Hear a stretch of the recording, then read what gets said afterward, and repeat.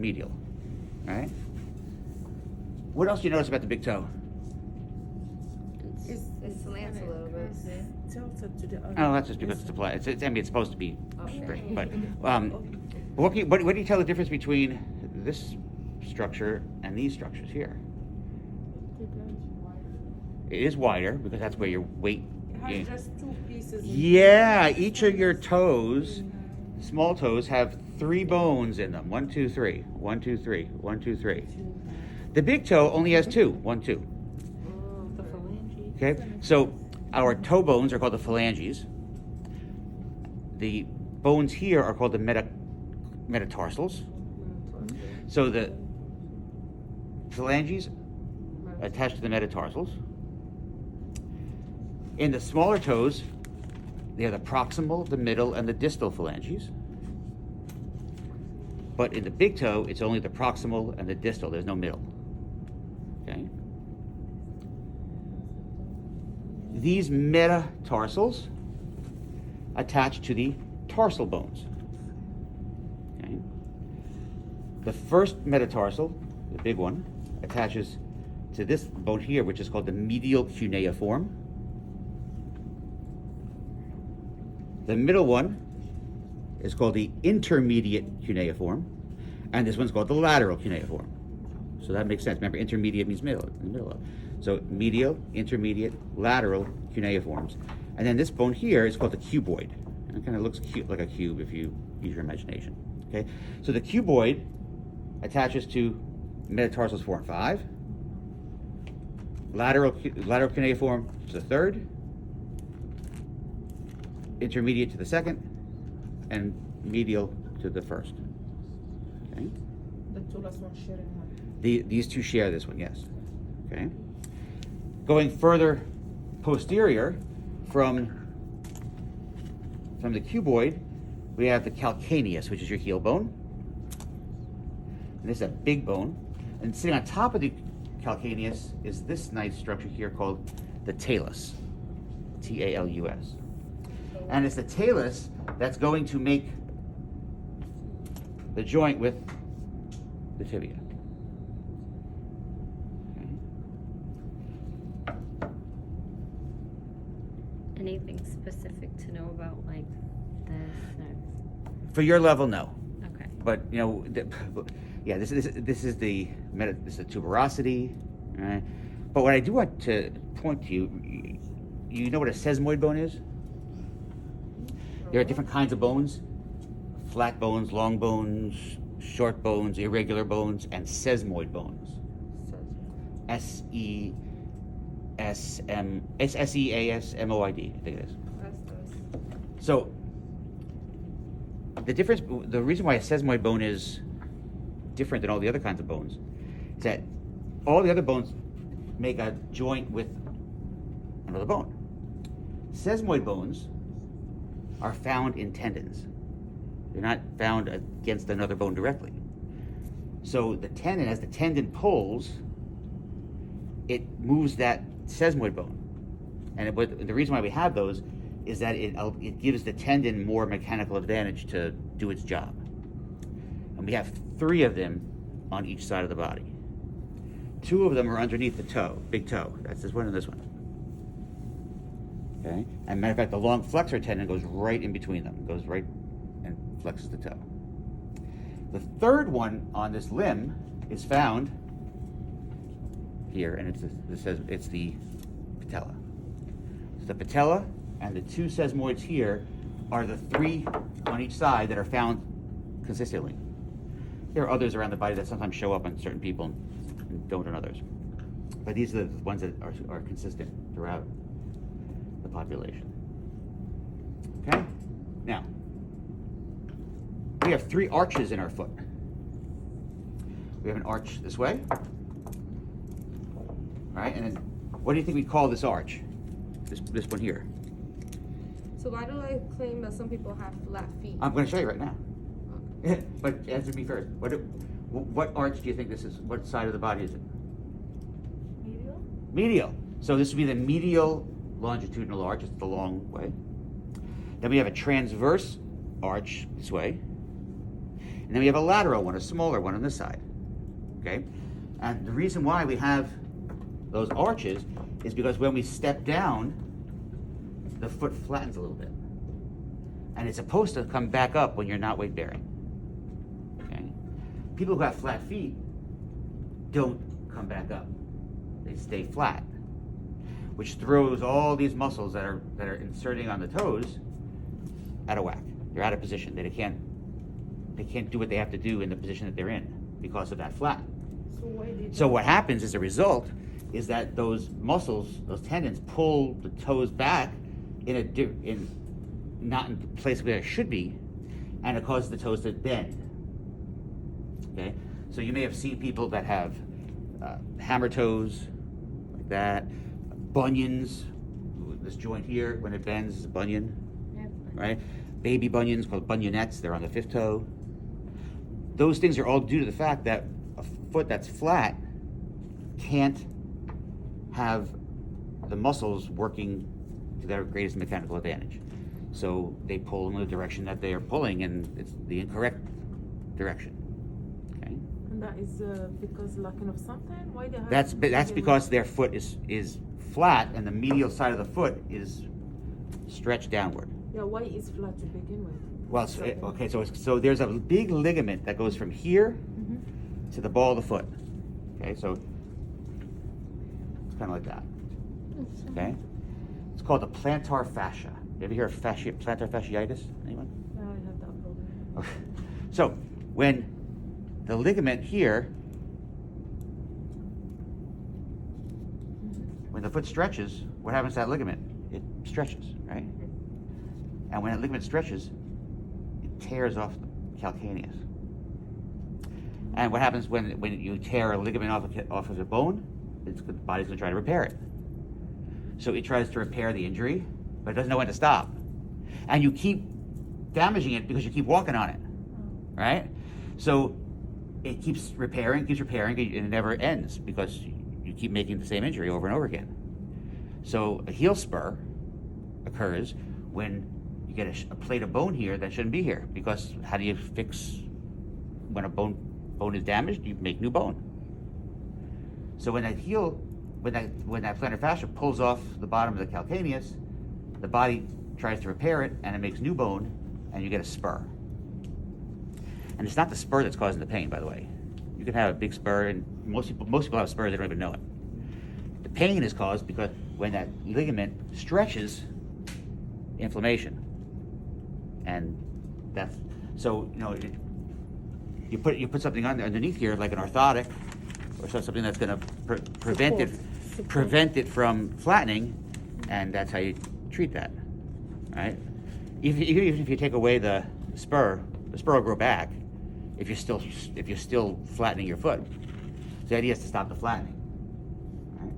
And that's what the arch support / orthotic would be.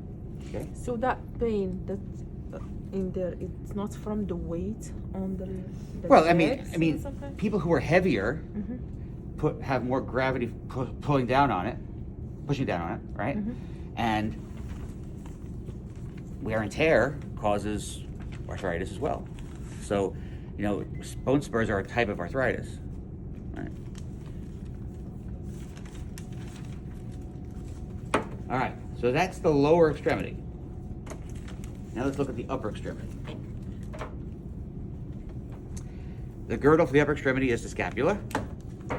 And the scapula is a really cool bone because, one, it has this big thing on the back, on the posterior side, that to me looks like a handle. Okay? So this handle is called the spine of the scapula, the scapular spine. Okay? This structure here is similar to this structure here. And this acetabulum was for the head of the femur. This, is similar in shape, right? This is for the head of the humerus, right? This is called the glenoid. The glenoid cavity, and this oval-shaped piece right here is called the glenoid. Okay? Now, if you look at the back of the scapula, the end of the spine ends in this flat structure here. That's called the acromion process. Okay, acromion. And in front of that is a little L-shaped structure. Right? That's called the coracoid process. Now, this kind of make the socket for the ball and socket joint that's in the shoulder. So the posterior side has the spine. The anterior side doesn't have anything. Right? What do you think he calls this area above the spine? What's our word for above? Superior, right? So this is called the supraspinous fossa because it's above the spine. And this is called the infraspinous fossa. It's beneath the spine. Okay. Because this is the back, this side is deep. Right?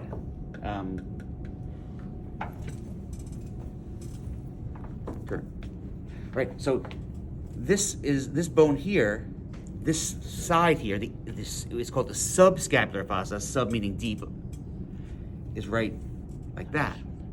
Okay. So that's a way you're going to tell the difference between a right and a left scapula, because the spine has to be in the back, and the glenoid has to be lateral. Because let's face it, your arm is lateral, right? You would look kind of weird if your arms were medial. Right? All right, so now I'll show you. So if the spine is in the back and the glenoid has to be lateral, it only can fit there, right? In supraspinous, infraspinous, and subscapularis, or subscapular fossa right here. This is deep, okay? Very good. And just after we take our bone exam, we're going to start looking at muscles, and muscles sometimes are named for the bones they attach to. So, a good example: the muscle that you find here is called the suprascapular. This is the infrascapular. Or supraspinatus is what it's really called, because it's superior to the spine, just like the supraspinous fossa. Infraspinous fossa, infraspinatus is the name of the muscle. Subscapularis is the muscle that's found in the subscapular fossa. So you can tell a lot from the names. The humerus.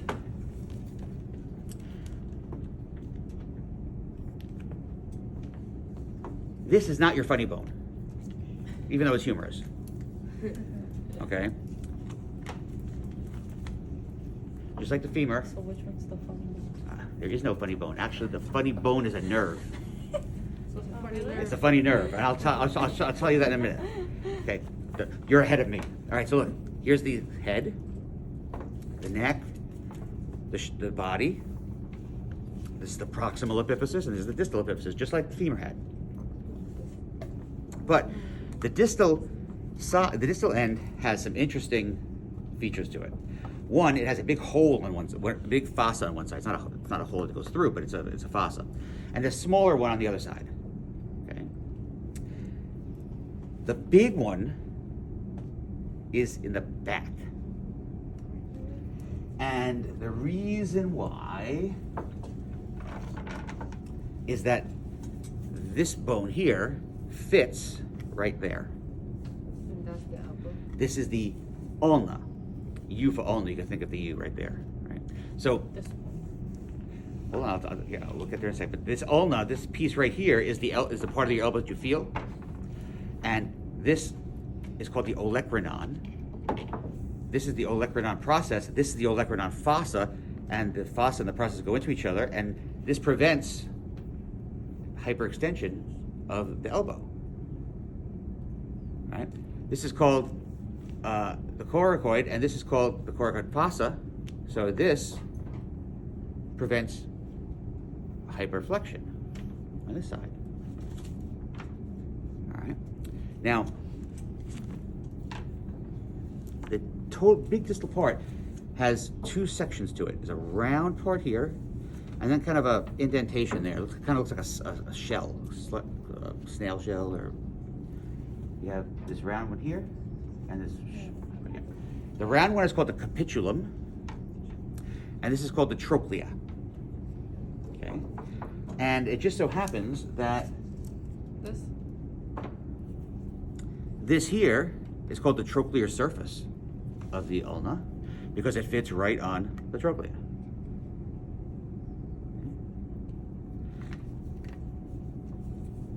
The capitulum is for this bone, which is called the radius. So the radius fits like that. All right, and doesn't that distal end here look just like a smaller version of the ankle? Right, very similar. Right? These aren't called the malleoli. These are the styloid processes. So there's a lateral and medial styloid process, but it's the same idea, right? This, and you know, the radius has a round head, so that's how you can tell the difference. And you know, all right. So now, how can you tell which side of the body this is from? The ulna is on the pinky side, and the radius is on the thumb side. So in anatomical position, the radius is lateral, and the ulna is medial. Pinky side, ulna, thumb. You're in the cheap seat.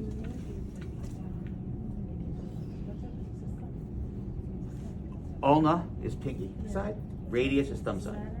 So if this is the radius, thumb side, right? And if this is the ulna, this is the medial side. Okay? And that's important to know when we start looking at things like the hand. Because if you put these bones together, you see that here's that olecranon of the ulna, here's the head of the radius, here's the distal ends. But if you feel the edges of your wrist, you feel two bumps, one on each side. Those are the styloid processes that you're feeling. Right, you feel them? Okay. Now, the bones of the wrist are pretty much making a joint with the distal aspect of the radius. Notice how the radius at the distal end is bigger, thicker, wider than the ulna, but the ulna is bigger on the proximal end, so it's kind of opposite. Now, why do you think this radial head here is round? And if you look at the ulna, there is a little round kind of a indentation there, right here. Why do you think the head of the radius is round? For the elbow joint? No, it was not, the elbow is here, so this is really not part of the elbow. It's not in here. In the middle. Yeah, but I'm talking about this here. Why is this piece here round? Everybody hold your hands out. Supinate your hand, just like that, right? How are you going to get your thumb medial? You're going to do that, right? What was that motion called? We said that the first day. Medial rotation, right? Well, now watch this. How am I going to get the thumb over? I'm going to take this bone and rotate it around that bone. Oh, okay. All right? So that's why this is round. Because this is pronation and this is supination. Remember that from the first week? Right? And that's because of this round head here. Okay? Between these two bones is what is called the interosseous membrane. Interosseous, between the bones. And the muscles, when we talk about muscles next week and the week after, the muscles on the anterior side would flex the wrist, and the muscles on the posterior side would extend the wrist. As you're going to find out, muscles in the extremities work in compartments, so there may be 3 or 4 or 5 muscles in each compartment that all work doing the same function. Okay, so pretty much anything on the front of the arm, forearm, is going to flex. Remember, going from 180 to 90 was flexion. 180 to 90 was flexion, so that's lowering the angle.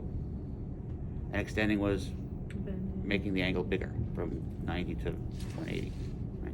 Same idea here. It just doesn't matter which direction we're moving it. It just the angle is what we're measuring. Okay. So how would I know this is right? This bone's right. Okay, side so or left? if you know that the styloid process has to be on the lateral aspect of the bone, right, on the side of the bone, and you know that this has to be in the front, right? This here is what side? The pinky side, right? Ulna's pinky side, right? So can this be that hand here? Does that fit? So No. this is the thumb. Yeah? That's the thumb, so it has to go this way, Okay. So right? So lateral medial side, inside or outside, however you want to call it, you know that this is the proximal end because it's the elbow. And you know that the radius is on the thumb side. So if it's not attached to a hand, right, and they're separate, how can you tell the difference? Well, if this is the proximal end and the distal end, right, and I remember that I said that round thing right here was for the head of the radius, right, that fit here, right, and we know that this is the pinky side, and the radius is on this side here, because this is where that round thing is, right? This is where the see that? This has to be which side? To get the thumb, remember the radius is the thumb side. This is the ulnar side. The ulnar is the pinky side. So does that make sense to do it that way? Or does it make sense to do it that way? That way. This way? no. Oh no, the other way. This way. Right? It's logical. And if you really think about it, if you sit and you think about it, it's logical if you take the stuff you know, put it into the mix. Does it make sense? Right? Can it make sense to have these bones be this limb? No, because this is the back. So you can't have that in the front. So if you move that in the front, does that fit? The radius is the thumb. The radius is the thumb side. Is the radius on the thumb side here in this bone? In this? No. No. So it can't be this side. It has to be that side. Because in order for the radius to be on the thumb side and this to be facing forward, So what only you're saying, fits in one place. based on the position of this bone, we'll know which right, which left. Yeah. Yeah. Oh, okay. You should become so intimately familiar with these bones that you can tell by looking at them.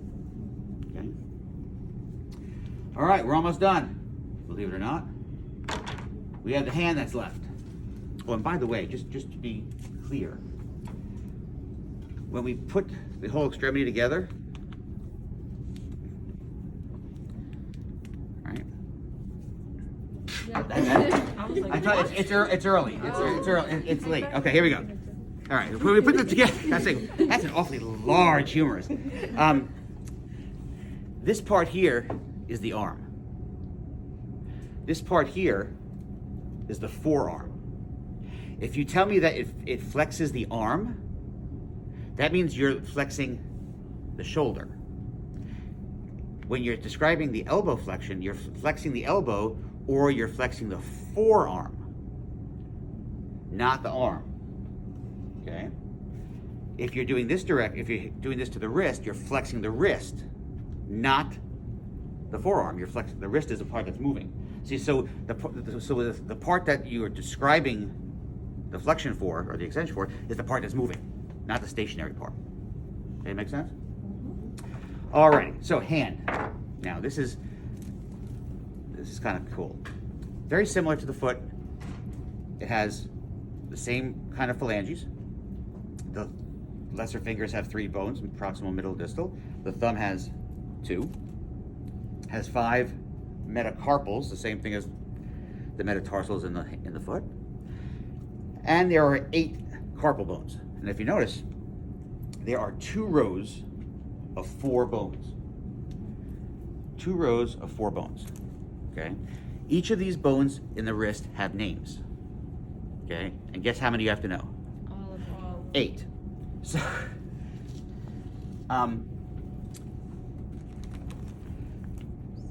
and the way I'm going to show you how to remember them is the proximal row of 4 and the distal row of 4 make a mnemonic. So there's 1 here, 1, 2. Let me do this point here. These 2 here are always together.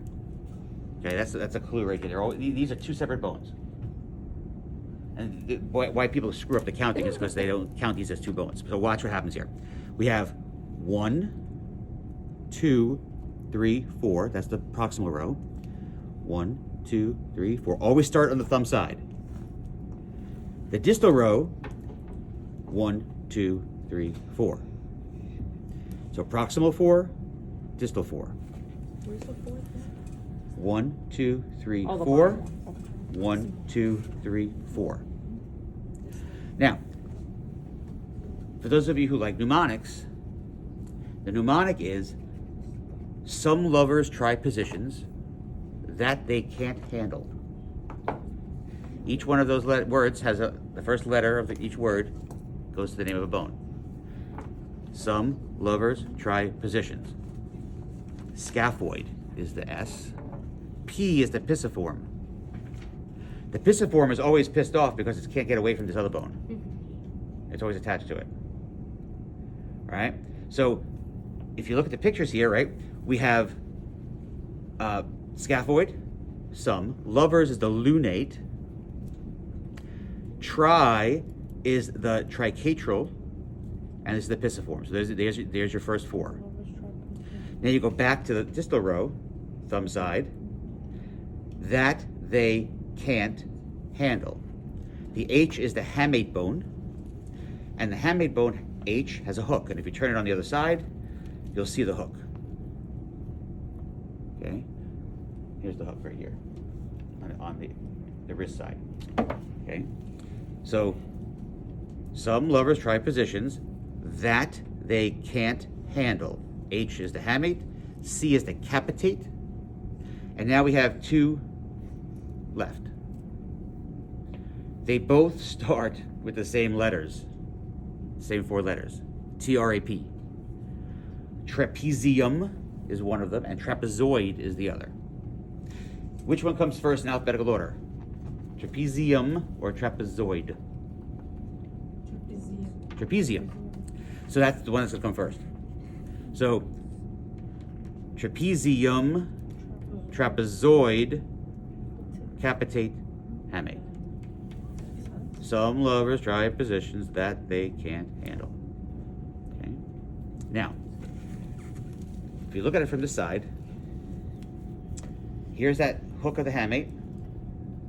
And if you notice, there's a kind of a ridge here on this bone. Can you imagine that there'd be a ligament attaching there between those 2? So if there's a ligament attaching there, stuff goes underneath it, right? To get to the hand, you'd have to go underneath that ligament. Have you ever heard of the carpal tunnel? That's what it is. This is the carpal tunnel.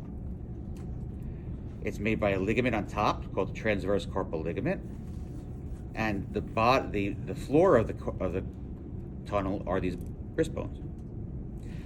And there are 8 tendons underneath that ligament and a nerve. So when those tendons get inflamed and they rub against the nerve, that's how you get carpal tunnel symptoms. Right?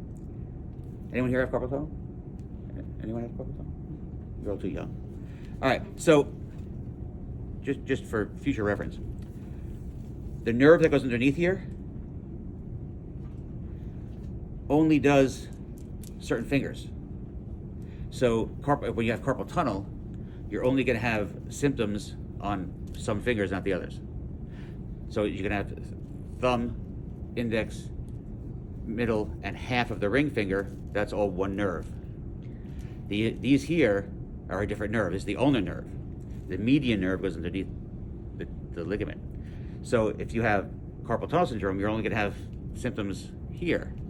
If you have ulnar nerve impingement syndrome, for example, if you sit and you like on a table and you put your arm on the table and you leave it there for a while, your pinky and the half of your ring finger gets numb. That's because the ulnar nerve does this side. Now, watch this. You ready to be wowed? Are you ready to be wowed? Yes. Thank you. All right, so this goes with this goes with this. Ulnar side, remember, is the pinky side. Okay. Ulnar nerve comes down here and goes into the hand, right? But it starts up here. It starts up actually, the ulnar nerve actually starts in the armpit. Okay. So the ulnar nerve comes down this way, goes behind this condyle. And what did I tell you that wasn't the funny bone? Wasn't the bone. Nerve. The nerve is here. When you hit that nerve, that's where you get the tingling from. Because when a nerve gets bruised or injured, the symptoms of a nerve injury are shooting pain, burning pain, tingling, right? Which are all symptoms of when you hit your funny bone, quote unquote. Right? So the funny bone is the actual nerve, the ulnar nerve. I had a PICC line put in and they pinched my ulnar nerve and my hand was numb for like almost 6 months. It takes 6 months to a year for a nerve to be able to, for a peripheral nerve to be able to repair itself. Yeah. Or, yeah, nerves in the brain don't repair themselves. That's why people, when they get Alzheimer's and dementia, they don't recover from that. But you can recover from peripheral nerve damage. Okay. So I think we covered everything. The clavicle. Oh, the clavicle. Oh, it's the clavicle. That's all you need to know. Two ends. A flat end and a big thick end. The flat end is called the acromial end because it's going to make a joint with the acromion process. The thick end is called the sternal end. It's going to make a joint with the manubrium of the sternum that we studied last week. So go to that skeleton over there and go take a look at those, look at the clavicle, your collarbone. Go see how it's attached. I'm going to turn it over. I think.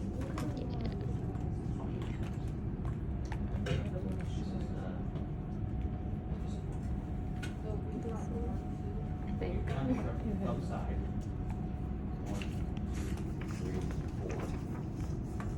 1, 2, 4. Left side first, proximal, distal, left side. Okay, so you see how, I'm not going to ask you if it's right or left. For the clavicle, just know which end is which. All right? All right. Pretty good. So, well, 5:16. Pretty good. Well, last week I spent an hour and a half to explain this all. Now only an hour and 15 minutes. All right.